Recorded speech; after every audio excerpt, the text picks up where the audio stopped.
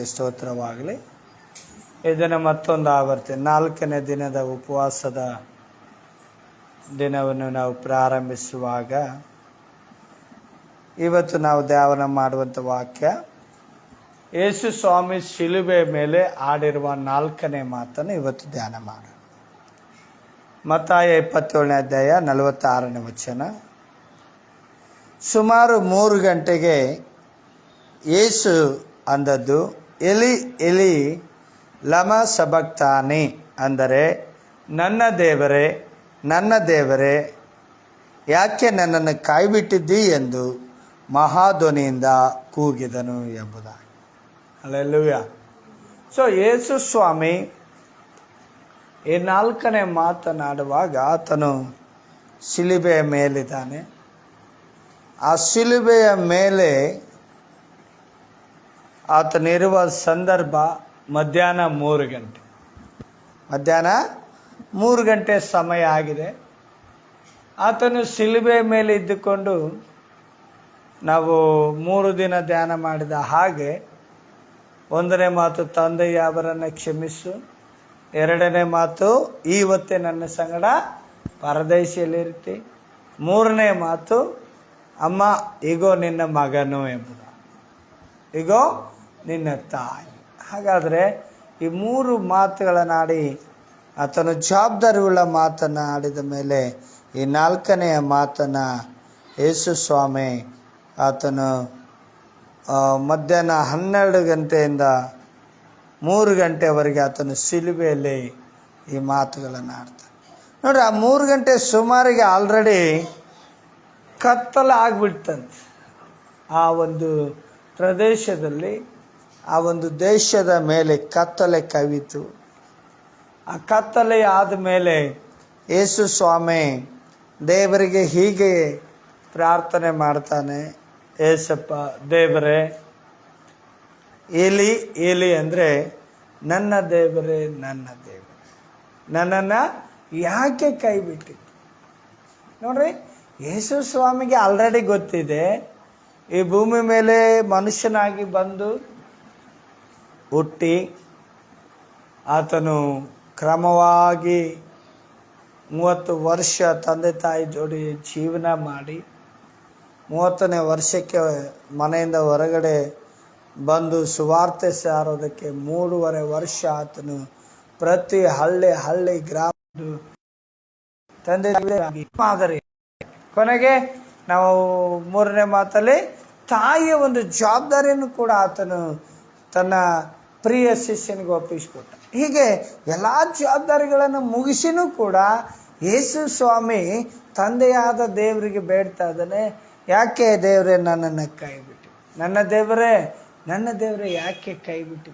ಯಾಕೆ ಈ ಮಾತು ಹೇಳಿದ ಅಂದರೆ, ಒಂದೊಂದು ಪರಿಸ್ಥಿತಿಗಳು ಹೇಗೆ ಬರ್ತಾವಂದರೆ, ಈ ಲೋಕದಲ್ಲಿ ಮನುಷ್ಯರಾಗಿರುವ ನಾವುಗಳು, ಯೇಸು ಸ್ವಾಮಿ ಕೂಡ ಮನುಷ್ಯನಾಗಿ ಈ ಭೂಮಿ ಮೇಲೆ ಇರುವಾಗ ಆತನು ಈ ದೇಹಕ್ಕೆ ಬರುವ ಶೋಧನೆಗಳನ್ನು ಅನುಭವಿಸಬೇಕಾಯಿತು.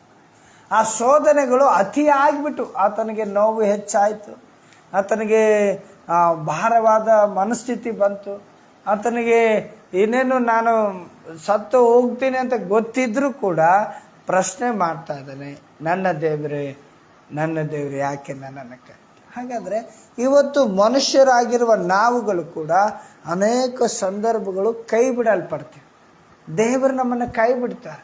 ಪ್ರಾರ್ಥನೆ ಮಾಡಿರ್ತೀವಿ, ಉಪವಾಸ ಮಾಡಿರ್ತೀವಿ, ಸಭೆಗಳಲ್ಲಿ ಕ್ರಮವಾಗಿರ್ತೀವಿ, ಏನೆಲ್ಲ ಮಾಡುವಾಗ ಒಂದೊಂದು ಸಾರಿ ನಮಗೆ ಪೆಟ್ಟುಗಳು ಬೀಳ್ತು.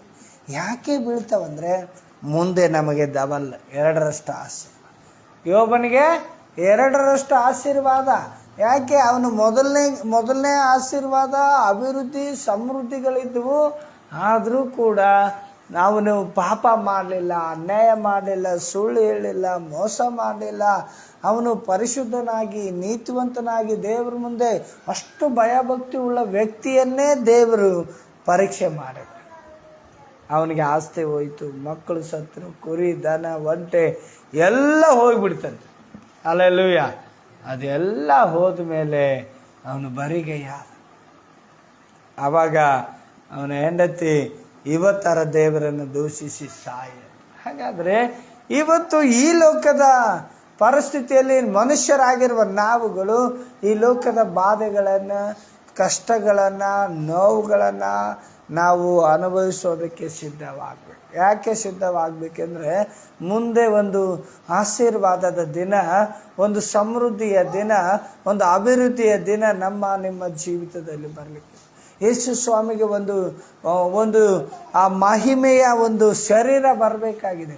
ಆತನು ಈ ಲೋಕಕ್ಕಾಗಿ ಸಾಯಬೇಕಾಗಿದೆ. ಈ ಲೋಕದ ಪಾಪಗಳಿಗಾಗಿ, ಆತನು ಪಾಪ ಪರಿಹಾರಕ್ಕಾಗಿ ಯಜ್ಞದ ಕುರಿಯಾಗಿ ಆತನು ಈ ಶಿಲುಬೆ ಮೇಲೆ ತನ್ನ ಸ್ವಂತ ರಕ್ತವನ್ನು ಸುರಿಸಬೇಕಾಗಿದೆ. ಸಂಪೂರ್ಣವಾದ ರಕ್ತವನ್ನು ಸುರಿಸಿ ಸಾಯುವ ಪರಿಸ್ಥಿತಿಯಲ್ಲಿ ಆತನು ಬಂದಿದ್ದಾನೆ. ಹಾಗಾದರೆ ಆತನು ಈ ಲೋಕದ ರೀತಿಯಲ್ಲಿ ನಾನು ಮನುಷ್ಯನು ಆಗಿದ್ದೆ, ನನಗೂ ದೇಹ ಇದೆ, ನನಗೂ ಮನಸ್ಸಿದೆ, ನನಗೂ ನೋವಾಗುತ್ತೆ ಅನ್ನೋದನ್ನು ತೋರ್ಪಡಿಸೋದಕ್ಕಾಗಿ. ಹಲ್ಲೆಲೂಯಾ. ನಾನು ಕೂಡ ಈ ಪೆಟ್ಟುಗಳನ್ನು ಅನುಭವಿಸಿದ್ದೀನಿ. ಯಾಕೆ ದೇವರೇ ನನ್ನನ್ನು ಕೈಬಿಟ್ಟಿ ಅಂತೇಳಿ ಮತ್ತೊಂದು ಸಾರಿ ಪ್ರಾರ್ಥನೆ ಮಾಡು. ಹಲ್ಲೆಲೂಯಾ. ನನಗಿರುವ ವೇದನೆಗಳು ಭಾಳ, ಅವಮಾನಗಳು ಆಗಿದವು, ಪೆಟ್ಟುಗಳನ್ನು ತಿಂದಿದ್ದೀನಿ. ಇವೆಲ್ಲವುಗಳ ಮಧ್ಯದಲ್ಲಿ ಯಾಕೆ ಬಿಟ್ಟಿ ಅಂತ. ಹಲ್ಲೆಲೂಯಾ. ಹಾಗಾದರೆ ಇವುಗಳಲ್ಲಿ ನೋಡ್ರಿ, ಅಲ್ಲಿ ಕೇಳ್ತಾ ಇದ್ದಾನೆ, ಯಾಕೆ ನನ್ನನ್ನು ಕೈ ಬಿಟ್ಟಿದ್ದೆ ಎಂದು ಮಹಾಧ್ವನಿಯಿಂದ ಕೂಗಿದಂತೆ. ಆವಾಗ ಅಲ್ಲಿದ್ದವ್ರಿಗೆ ನೋಡಿ, ಕೆಲವರು ಕೇಳಿದ್ರಂತ, ಅದನ್ನು ಕೇಳಿ ಇವನು ಎಲಿಯನನ್ನು ಕರೀತಾರೆ. ದೇವ್ರು ಕರೆಯಕತ್ತಾನಲ್ಲಪ್ಪ, ಇವನೇ ದೇವ್ರ ಅಂತೇಳಿ ಹೇಳಿದ್ದ.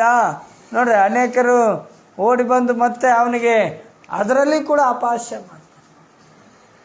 ಆತನು ಎಲಿ ಎಲಿ ಲಮ ಸಬಕ್ತಾನೆ ಅಂದರೆ, ನನ್ನ ದೇವರೇ ಯಾಕೆ ನನ್ನನ್ನು ಕೈ ಬಿಟ್ಟಿ ಅಂತೇಳಿ ಆತನು ಒಂದು ಜೋರಾದ ದನಿಯಿಂದ ದೇವರನ್ನು ಕರೆಯುವಾಗ ಅಲ್ಲಿರುವ ಸುತ್ತಮುತ್ತಲಿನ ಆ ಸೈನಿಕರು ಏನು ಮಾಡ್ತಾರೆ ಗೊತ್ತಾ? ಆತನಿಗೆ ಇನ್ನೂ ಮತ್ತೆ ಉಳಿ ದ್ರಾಕ್ಷಿ ರಸ ತಗೊಂಡು ನೋಡ್ರಿ, ಆತನಿಗೆ 48ನೇ ವಚನದಲ್ಲಿ ಈಗ ಬರೆಯಲ್ಪಟ್ಟಿದೆ, ಕೂಡಲೇ ಅವರಲ್ಲಿ ಒಬ್ಬನು ಓಡಿ ಬಂದು ಸ್ಪಂಜನ್ನು ತಂದು ಹುಳಿ ರಸದಿಂದ ತುಂಬಿಸಿ ಕೋಲಿಗೆ ಸಿಕ್ಕಿಸಿ ಆತನಿಗೆ ಕುಡಿಯೋದಕ್ಕೆ ಕೊಟ್ಟರು. ಅಲ್ಲೆಲ್ಲೂ ನೀರು ಕೊಡಲಿಲ್ಲರಿ, ಹುಳಿಯಾದ ದ್ರಾಕ್ಷಿ. ಅಂದರೆ ಅಲ್ಲಿ ಇನ್ನೂ ಕಹಿಯಾದ ಪರಿಸ್ಥಿತಿ. ಹುಳಿಯಾದ ದ್ರಾಕ್ಷಿ ರಸ ಅಂದರೆ ಇನ್ನೂ ಕಹಿ. ಆತನಿಗೆ ಇಷ್ಟ ಇಲ್ಲದೆ ಇರುವಂಥದ್ದನ್ನು ಆತನು ಅನುಭವಿಸಬೇಕಾಯಿತು. ಆತನಿಗೆ ಇಷ್ಟವಿಲ್ಲದಿರುವ ಪದಾರ್ಥಗಳನ್ನು ಆತನಿಗೆ ಕೊಟ್ಟರು. ಆತನು ಬಯಸದೇ ಇರುವಂಥ ಇಕ್ಕಟ್ಟುಗಳು ಆತನಿಗೆ ಬಂದು ಒದಗಿದವು. ಆತನು ಈ ಶಿಲುಬೆ ಮೇಲೆ ಸಾಯುವುದಕ್ಕೆ ದೇವರ ಪ್ರವಾದನೆ ಆಗಿದೆ, ವರಗಳಾಗಿದೆ, ದೇವರ ಮುಂದೆ ದೇವರ ಪ್ರವಾದಿಗಳ ಮುಖಾಂತರ ಹೇಳಲ್ಪಟ್ಟಿದೆ. ಆದರೂ ಕೂಡ ಈ ಲೋಕದ ರೂಢಿಗಾಗಿ, ಈ ಲೋಕದಲ್ಲಿ ನೋಡ್ರಿ, ನಾವು ಕಳೆದ ದಿನದಲ್ಲಿ ಯೇಸು ಸ್ವಾಮಿ ಮಾದರಿಯಾಗಿ ನಮಗೆ ಹೇಳ್ತಾ ಬಂದನು. ನಾವು ತಂದೆ ಅವರನ್ನು ಕ್ಷಮಿಸುವಂತ ಆತನ ಮಾದರಿ ಆದ. ಎರಡನೇದಾಗಿ ಇವತ್ತೇ ಪರದೇಶಿಯಲ್ಲಿರ್ತಿ ಅಂತೇಳಿ ಅವನು ಕ್ಷಮಿಸಲ್ಪಟ್ಟ ವ್ಯಕ್ತಿಯನ್ನು ಹೇಳ್ತಾ ಇದ್ರೆ. ಮೂರನೇದಾಗಿ ತಾಯಿಗೆ ಒಬ್ಬ ಜವಾಬ್ದಾರಿ ಉಳ್ಳ ಮಗನಾಗಿರೋದನ್ನು ನೋಡ್ತೇವೆ. ಹಾಗೇನೆ ಇದನ್ನು ಕೂಡ ನಮಗೆ ಮಾದರಿಯಾಗಿ. ಹಲ್ಲೆಲೂಯಾ.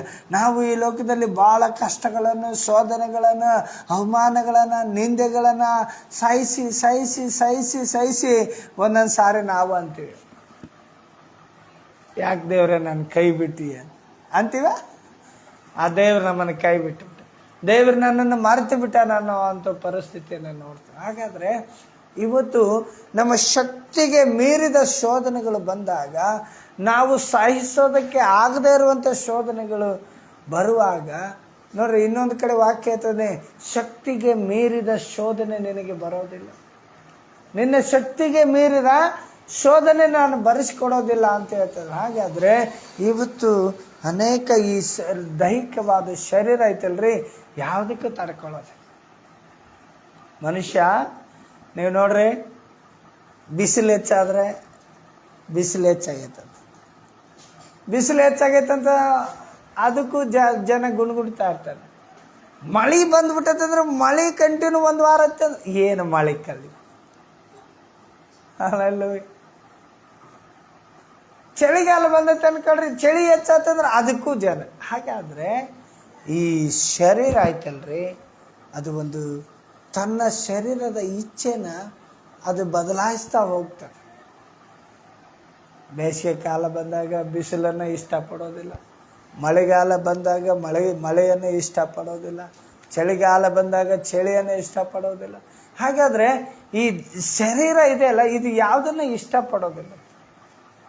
ಇದಕ್ಕೆ ಆ ತಾತ್ಕಾಲಿಕವಾದದ್ದನ್ನು ಮಾತ್ರ ಇಷ್ಟಪಡ್ತದೆ, ಶಾಶ್ವತವಾದದ್ದನ್ನು ಈ ಶರೀರ ಇಷ್ಟಪಡೋದು. ಹಾಗಾದರೆ ಇವತ್ತು ನಾವು ದೇಹದಲ್ಲಿದ್ದೀವಿ, ನಾವು ಶಾಶ್ವತ ಅಲ್ಲ. ಇವತ್ತು ನಮ್ಮ ದೇಹದಲ್ಲಿ ಉಸಿರಿದೆ, ನಮ್ಮ ದೇಹದಲ್ಲಿ ಪ್ರಾಣ, ಆತ್ಮ, ಶರೀರದಲ್ಲಿ ನಾವಿದ್ದೀವಿ. ಆದರೆ ನಮ್ಮ ದೇಹ ಇದು ಶಾಶ್ವತ ಅಲ್ಲ. ಈ ಲೋಕದಲ್ಲಿ ಈ ದೇಹನ ಬಿಟ್ಟು ಹೋಗಿ. ಹಾಗಾದರೆ ಯೇಸು ಸ್ವಾಮಿಗೆ ಏನಾಗಿದೆ? ಇಲ್ಲಿ ದೇಹದ ವೇದನೆಗಳಿದೆ, ದೇಹದಲ್ಲಿ ಶೋಧನೆ ಇದೆ, ದೇಹದಲ್ಲಿ ಆತನಿಗೆ ಶೂಲ ಇದೆ, ದೇಹದಲ್ಲಿ ನೋವಿದೆ, ದೇಹದಲ್ಲಿ ಪೆಟ್ಟುಗಳನ್ನು ಹೊಂದಿಕೊಂಡಿದ್ದಾನೆ. ಆ ನೋವು ವೇದನೆಗಳನ್ನು ಈ ದೇಹ ಸಹಿಸ್ಕೊಳ್ಳೋಕ್ಕೆ ಆಗ್ತಾ ಇಲ್ಲ. ನೋಡ್ರಿ, ಆತನು ಯೇಸು ಸ್ವಾಮಿ ಶಿಲುಬೆಗೆ ಆತನನ್ನು ಹಿಡಿಯೋದಕ್ಕಿಂತ ಮೊದಲು ಆತನು ಗೆತ್ಸೆಮನೆ ತೋಟದಲ್ಲಿ ಒಂದು ಪ್ರಾರ್ಥನೆ ಮಾಡೋದಕ್ಕೆ ಹೋಗ್ತಾನೆ. ಆ ಪ್ರಾರ್ಥನೆಯಲ್ಲಿ ಹೀಗೆ ಪ್ರಾರ್ಥನೆ: ಏಸಪ್ಪ ದೇವರೇ, ತಂದೆಯೇ, ಈ ಶೋಧನೆನ ನನ್ನಿಂದ ತೆಗೆದು ಬಿಡು. ಒಂದು ವೇಳೆ ನಿನ್ನ ಚಿತ್ತವಾದರೆ ಈ ಪಾತ್ರನ ನನ್ನಿಂದ ತೆಗಿ. ಮನಸ್ಸು ಸಿದ್ಧವಾಗಿದೆ, ಆದರೆ ದೇಹಕ್ಕೆ ಬಲ ಸಾಲದು. ಹಾಗಾದರೆ ಈ ದೇಹ ಬೇರೆ ಬೇರೆ ಬೇರೆ ಬೇರೆ ಬೇರೆ ಬೇರೆದನ್ನು ಆಸೆ ಪಡ್ತಾ ಇರ್ತದೆ. ಈ ದೇಹ ಈಗ ಒಂದು ಕೇಳ್ತದೆ, ಇನ್ನೊಂದು ತಾಸ್ಗೊಂದು ಕೇಳ್ತದೆ, ಇನ್ನೊಂದು ಕಡೆ ಒಂದು ಕೇಳ್ತದೆ, ಇನ್ನೊಂದು ಕಡೆ ಒಂದು ಕೇಳ್ತದೆ. ಒಂದೊಂದು ಸಾರಿ ಒಂದೊಂದನ್ನು ಇಷ್ಟಪಡ್ತದೆ. ಹಾಗಾದರೆ ಇಲ್ಲಿ ದೈಹಿಕವಾಗಿ ಯೇಸು ಸ್ವಾಮಿ ಬಳಲಿ ಹೋಗಿದ್ದಾನೆ, ದೈಹಿಕವಾಗಿ ಆತನಿಗೆ ಪೆಟ್ಟಾಗಿದೆ, ದೈಹಿಕವಾಗಿ ಆತನಿಗೆ ವೇದನೆ ಇದೆ. ನೋಡ್ರಿ, ಆತನು ಮನಸ್ಸು ಸಿದ್ಧವಾಗಿದೆ, ಆದರೆ ದೇಹಕ್ಕೆ ಬಲ ಸಾಲದು ಎಂಬುದಾಗಿ ಗೆತ್ಸೆಮನೆ ತೋಟದಲ್ಲಿ ಪ್ರಾರ್ಥಿಸುವಾಗ.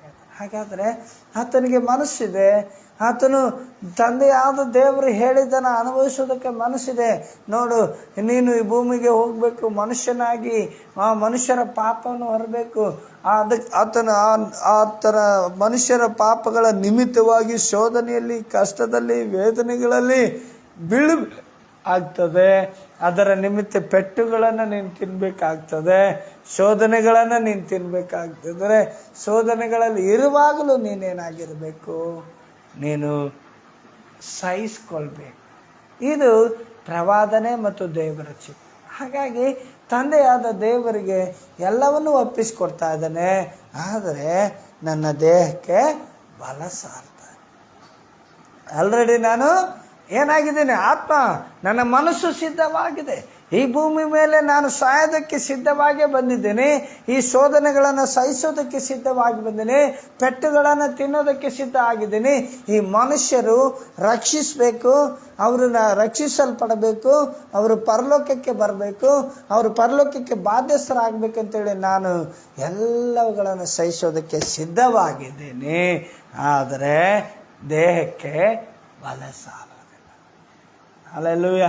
ನನ್ನ ಮನಸ್ಸು ಸಿದ್ಧವಾಗಿದೆ, ಆದರೆ ದೇಹಕ್ಕೆ ಬಲ ಸಾಲೋದಿಲ್ಲ. ಹಾಗಾದರೆ ಇಲ್ಲಿನೂ ಕೂಡ ಹೇಳ್ತಾ ಇದ್ದಾನೆ, ನನ್ನ ದೇವರೇ ನನ್ನನ್ನು ಯಾಕೆ ಕೈ ಬಿಟ್ಟಿದ್ದೆ? ಹಾಗಾದರೆ ಇವತ್ತು ದೈಹಿಕವಾಗಿ ನಾವು ಬಳಲ್ತೇವೆ ಎಷ್ಟೋ ಸಾರಿ. ಯೇಸು ಸ್ವಾಮಿ ಕೂಡ 4ನೇ ಮಾತು ಹೇಳುವಾಗ ಆತನು ದೈಹಿಕವಾಗಿ ಬಳಲಿದ, ದೈಹಿಕವಾಗಿ ಪೆಟ್ಟುಗಳನ್ನು ತಿಂದಿದ್ದ, ದೈಹಿಕವಾಗಿ ಅನೇಕ ವೇದನೆಗೆ ಒಳಗಾಗಿದ್ದ, ದೈಹಿಕವಾಗಿ ಶಕ್ತಿಹೀನನಾಗಿ ಹೋಗಿದ್ದ, ಬಲವನ್ನು ಕಳೆದುಕೊಂಡಿದ್ದ, ಬಲಹೀನನಾಗಿರುವ ಪರಿಸ್ಥಿತಿಯಲ್ಲಿ ದೇವರ ಮುಂದೆ ಮತ್ತೊಂದು ಸಾರಿ ಆತನು ಹೀಗೆ ಹೇಳಿದೆ, ಏನ್ರೇ, ನನ್ನ ದೇವರೇ ನನ್ನನ್ನು ಯಾಕೆ ಕೈ ಬಿಟ್ಟಿದ್ದಿ?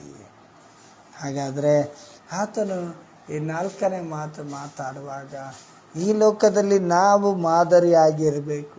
ಆತನು ನಮಗೆ ಮಾದರಿಯಾಗಿ, ನಾವು ಬಲಹೀನರಾದಾಗ ಈ ಮಾತನ್ನು ನಾವು ದೇವರಿಗೆ ಹೇಳ್ತೀವಿ. ಹಾಗಾದರೆ ಎಷ್ಟೋ ಸಾರಿ ದೇವರನ್ನು ದೂಷಿಸೋದನ್ನು ನಾವು ನೋಡ್ತೇವೆ. ನಮ್ಮ ಮನಸ್ಸು ನಮಗೆ ಸಹಿಸ್ಕೊಳ್ಳೋಕ್ಕಾಗದೇ ಇರುವಾಗ ದೇವ್ರ ಮೇಲೇ ಗುಣಗುಟ್ಟೋದನ್ನು ನೋಡ್ತೀವಿ. ಹಾಗಾದರೆ ಯೇಸು ಸ್ವಾಮಿ ಕೂಡ ಆತನ ಮನಸ್ಸೆಲ್ಲ ಸಿದ್ಧವಾಗಿತ್ತು, ಆದರೆ ದೇಹಕ್ಕೆ ಬಲ ಸಾಲದೇ ಇರುವಾಗ ಈ ಮಾತನ್ನು ಹೇಳ್ತಾ ಇದ್ದಾನೆ. ಹಾಗಾದರೆ ಆತನು ಹೇಳುವ ಮಾತೇನ್ರಿ? ನನ್ನ ದೇವರೇ ನನ್ನನ್ನು ಯಾಕೆ ಕೈ ಬಿಟ್ಟಿದ್ದೆ? ಆತನ ಆತನಿಗೆ ಗೊತ್ತು ನಮ್ಮ ದೇವರು ನನ್ನನ್ನು ಕೈ ಬಿಡೋದಿಲ್ಲ ಅಂತ. ಆದರೂ ಕೂಡ ಈ ಲೋಕದ ರೀತಿಯಲ್ಲಿ ಬಲಹೀನನಾದ, ಈ ಲೋಕದಲ್ಲಿ ನಾವು ಎಷ್ಟೋ ಸಾರಿ ನಾವು ಬಲಹೀನರಾಗ್ತೀವಿ, ದೈಹಿಕವಾಗಿ ಬಲಹೀನರಾಗ್ತೀವಿ ಅನ್ನೋದಕ್ಕೆ ಆತನೇ ನಮಗೆ ಮಾದರಿ. ಹಲ್ಲೆಲೂಯಾ. ಹಾಗಾದರೆ ನಾವು ಬಲಹೀನರಾದಾಗ ನಮ್ಮನ್ನು ಒಂದು ವೇಳೆ ಗುಣಗುಡ್ತೀವೇನೋ ದೇವ್ರ ಮೇಲೆ, ಆದರೂ ಕೂಡ ನಾವು ನಮ್ಮ ಮನಸ್ಸಿಂದ ಮತ್ತೆ ಸಿದ್ಧರಾಗೋಣ. ಕರ್ತನಿಂದ ಬರುವ ಎಲ್ಲ ಆಶೀರ್ವಾದಕ್ಕೂ ಪಾತ್ರರಾಗೋಣ. ಆತನ ಮುಂದೆ ಬರುವ ಶೋಧನೆಗೂ ಆತನು ನಮ್ಮನ್ನು ಶಿಕ್ಷಿಸುವಾಗಲೂ ನಾವು ಸಹಿಸಿಕೊಂಡು ಆತನ ಮುಂದೆ ನಿಲ್ಲೋಣ. ಪ್ರಾರ್ಥನೆ ಮಾಡೋಣ. ಈ ಒಂದು 4ನೇ ದಿನದ ಉಪವಾಸವು ಆಶೀರ್ವಾದಕರವಾಗಿರಲಿ. ಆತನು ಅದ್ಭುತವಾಗಿ ನಮ್ಮನ್ನು ನಿಮ್ಮನ್ನು ನಡೆಸಲಿ. ಮತ್ತು ಇವತ್ತು ಲೈವಲ್ಲಿ ನೋಡ್ತಿರುವ ಪ್ರತಿಯೊಬ್ಬೊಬ್ಬರ ಮೇಲೆ ವಿಶೇಷವಾದ ಕೃಪೆ, ನೀವಿರುವ ಸ್ಥಳದಲ್ಲೇ ದೇವರು ನಿಮ್ಮನ್ನು ಒದಗಿಸ್ಕೊಳ್ಳಿ. ಯಾಕಂದರೆ ಇವತ್ತು ನಾವು ಲೈವಲ್ಲಿ ನೋಡುವ ಪ್ರತಿಯೊಬ್ಬೊಬ್ಬರು ಇವತ್ತು ನಾವು ಇರುವ ಸ್ಥಳದಲ್ಲೇ ದೇವರಿಗೆ ಒಪ್ಪಿಸ್ಕೊಡೋಣ. ದೇವರೇ, ನಾನು ಕೂಡ ಒಂದು ವೇಳೆ ದೈಹಿಕವಾಗಿ ಬಲಹೀನನಾಗಿ ನನ್ನ ದೇವರೇ ನನ್ನ ಕೈ ಬಿಟ್ಟಿದ್ದೆ ಅಂತ ಹೇಳಿರ್ಬೋದು. ಹಾಗಾದರೆ ನಾವು ಈ ಲೋಕದ ಈ ದೈಹಿಕ ಶರೀರದಲ್ಲಿರುವಾಗ ನಾವು ಬಲಹೀನರು, ನಾವು ಶಕ್ತಿಹೀನರಾಗ್ತೇವೆ, ಒಂದೊಂದು ಸಾರಿ ಬುದ್ಧಿಹೀನರಾಗ್ತೇವೆ. ಹಾಗಾದರೆ ಅದನ್ನು ಕೂಡ ನಾವು ನಿನ್ನಿಂದಲೇ ಕಲಿತು ನಿನಗಾಗಿ ನಾವು ಸಿದ್ಧವಾಗಬೇಕು. ಪ್ರಾರ್ಥನೆ ಮಾಡಿಕೊಂಡು, ಸರ್ವಶಕ್ತನು ಸರ್ವ ಆಲೋಚನೆಗಳಲ್ಲಿ ಇರುವ ಆತನೇ, ಸರ್ವ ಸ್ತುತಿ ಸ್ತೋತ್ರಗಳ ಮಧ್ಯದಲ್ಲಿ ವಾಸಿಸುವ ದೇವರೇ, ನಿಮಗೆ ಸ್ತೋತ್ರ. ಈ ದಿನದ ರಾಜ, ಈ 4ನೇ ದಿನದ ಅಪ್ಪ ರಾಜ, 4ನೇ ಮಾತು, ಈಗೋ ನನ್ನ ದೇವರೇ, ನನ್ನ ದೇವರೇ, ನನ್ನನ್ನು ಯಾಕೆ ಕಾಯ್ಬಿಟ್ಟಿದ್ದೆ ಎಂಬುದಾಗಿ ಆತನು ಶಿಲುಬೆಯಲ್ಲಿ ನೀವು ಮಾತಾಡಿದ ಮಾತನ್ನು ಇವತ್ತು ಧ್ಯಾನಿಸ್ತೇವೆ. ಹೌದು, ನಾವು ಶಾರೀರಿಕವಾಗಿರುವಾಗ ನಾವು ಆತ್ಮನ ಶಾರೀರಿಕವಾಗಿ ಬಲಹೀನರಾಗಿ ಹೋಗ್ತೇವೆ. ಯಾಕೆಂದರೆ ಈ ಶರೀರ ನಮ್ಮನ್ನು ಬಲಹೀನಪಡಿಸ್ತೇವೆ. ಹಾಗಾದರೆ ಇವತ್ತು ನಮಗೂ ಕೂಡ ಬರುವ ಎಲ್ಲ ಶೋಧನೆಗಳಲ್ಲಿ ನಾವು ಮನಸ್ಪೂರ್ವಕವಾಗಿ ನಿನ್ನ ಮುಂದೆ ನಿಲ್ಲಬೇಕು. ಯಾವ ಶೋಧನೆಯು ನಿಮ್ಮಿಂದ ನಮ್ಮನ್ನು ಅಗಲಿಸದ ಹಾಗೆ ನಮ್ಮನ್ನು ನಿನ್ನ ಪ್ರಸನ್ನತೆಯಲ್ಲಿ, ನಿಮ್ಮ ಆತ್ಮನ ಇರಿಸುವಿಕೆಯಲ್ಲಿ, ನಿಮ್ಮ ನಡೆಸುವಿಕೆಯಲ್ಲಿ ನಿಮ್ಮನ್ನು ತುಂಬಿಸಿ. ಬಂದಿರುವ ಪ್ರತಿಯೊಬ್ಬರ ಪ್ರಾಣಾತ್ಮ ಶರೀರ ನಿನ್ನ ಕೈಲಿ ಕೊಡ್ತೇವೆ. ನೀನೇ ಜೊತೆಗಾರರು, ಬಂಡೆ, ಕೋಟೆ, ಇಮ್ಮಾನುವೇಲನಾಗಿದ್ದು ನಡೆಸಿ. ಇವತ್ತು ಲೈವಲ್ಲಿ ನೋಡುವ ಪ್ರತಿಯೊಬ್ಬರ ಮೇಲೆ ವಿಶೇಷ ಕೃಪೆಯನ್ನು ತುಂಬಿಸು. ನಾವು ಒಂದು ವೇಳೆ ಮನುಷ್ಯರು ಬಲಹೀನರಾಗ್ತೀವಿ, ಆದರೆ ನಿಮ್ಮ ಬಲದಿಂದ ನಮ್ಮನ್ನು ತುಂಬಿಸಿ, ನಿಮ್ಮ ಪ್ರಸನ್ನತೆಯಿಂದ ನಮ್ಮನ್ನು ತುಂಬಿಸಿ, ನಿಮ್ಮ ಆತ್ಮನ ಏರಿಸುವಿಕೆ ನಡೆಸುವಿಕೆಯಲ್ಲಿ ನಮ್ಮನ್ನು ತುಂಬಿಸಿ, ಆ ಪರಲೋಕ ರಾಜ್ಯಕ್ಕೆ ನಾವು ಕೂಡ ಬಾಧ್ಯಸ್ಥರಾಗಿ ನಿಲ್ಲುವುದಕ್ಕೆ ನಮ್ಮ ಎಲ್ಲ ಬಲಹೀನತೆಯಲ್ಲಿ ನೀವೇ ನಮ್ಮನ್ನು ಬಲಪಡಿಸಿ ಆಶೀರ್ವದಿಸಿ ನಿನ್ನ ಬಲದಿಂದ ತುಂಬಿಸಬೇಕೆಂಬುದಾಗಿ ಯೇಸು ನಾಮದಲ್ಲಿ ಬೇಡ್ತೇವೆ ತಂದೆ. ಆಮೆನ್.